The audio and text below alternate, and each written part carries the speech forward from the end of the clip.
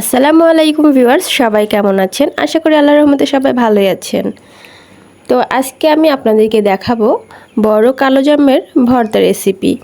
তো আমরা তো কালোজামের ভর্তা কম বেশি সবাই বানাতে পারি, সবাই খেতে পছন্দ করি। তো আজকে আমি একটু অন্যরকম স্টাইলে কালোজামের ভর্তা তৈরি করব। সেটা খেতে কিন্তু ভারী মজা। তো আপনারা চাইলে ট্রাই করতে পারেন। তাহলে চলুন আমাদের রেসিপিটি শুরু করা যাক। এখানে আমি কালোজাম ধুয়ে পরিষ্কার করে নিয়েছি একটা পাত্রতে। আর এখানে নিয়েছি শুকনো মরিচ ভাজা, চিনি, লেবু, লবণ আর বিট লবণ। তো এখন আমরা প্রথমে কালোজামগুলোকে একটু হাত দিয়ে ভেঙে নিব।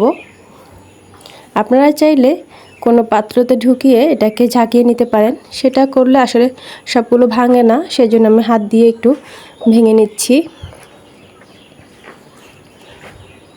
এভাবে করে হাত দিয়ে একটু আঙুলের সাহায্যে চটকিয়ে ভালো করে এগুলোকে একটু ভেঙে নিচ্ছি, তাহলে কিন্তু খেতে অনেক বেশি ভালো লাগবে মাখা করলে এটা।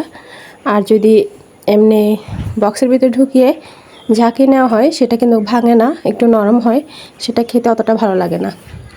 তো এখন আমি সবগুলোকে চটকিয়ে নিয়েছি। এখন হচ্ছে এখানে আমি দিয়ে দিব বিট লবণ।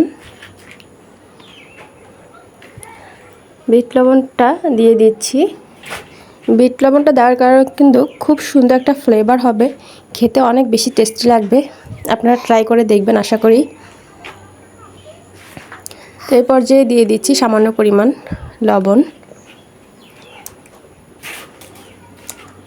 এবার দিয়ে দিচ্ছি 1 চামচের মতো চিনি। যেহেতু জামটা একটু মিষ্টি, তো চিনি পরিমাণটা একটু কমিয়ে দিয়েছি। এখানে আমি 3-4টি শুকনো মরিচ নিয়েছি। মরিচগুলো প্রচুর ঝাল, তো আপনারা যেমন পছন্দ করেন ঝাল খেতে ওরকম ঝাল দিবেন। এখন আমি এখানে দিয়ে দিব লেবুর রস। এই লেবুর রসটা কিন্তু জাম ভর্তার জন্য খুবই মজার একটি উপকরণ।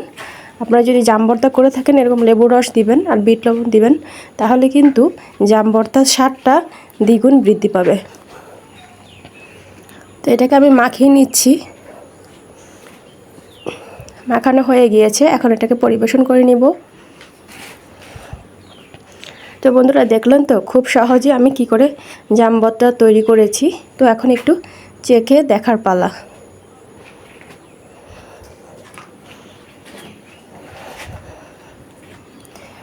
সত্যি এটা খেতে কিন্তু অসাধারণ। এটার স্বাদ অনেক বেশি টেস্টি, অনেক বেশি। যেহেতু আমি এখানে বিট লবণ আর লেবু ইউজ করেছি, তো আপনারা এভাবে করে দেখবেন।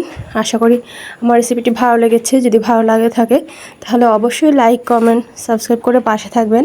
আর এমন মজার রেসিপি পেতে অবশ্যই আমার চ্যানেলটি ঘুরে আসবেন। তো যেখানে থাকবেন ভালো থাকবেন, আমার জন্য দোয়া করবেন যাতে করে আপনাদের কেমন মজার রেসিপি শেয়ার করতে পারি। তো কমেন্ট বক্সে কমেন্ট করে জানাবেন আমার ভিডিওটি কেমন হয়েছে। তো সবাইকে অসংখ্য ধন্যবাদ। সবাই ভালো থাকবেন, সুস্থ থাকবেন। আল্লাহ হাফেজ।